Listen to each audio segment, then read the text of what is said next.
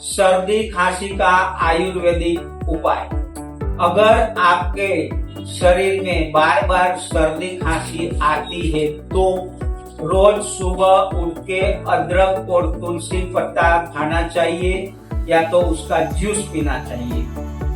साथ में सुबह और शाम सोने से पहले हल्दी वाला गर्म उबाला दूध पीना चाहिए। ठंडी चीजें बंद करनी चाहिए।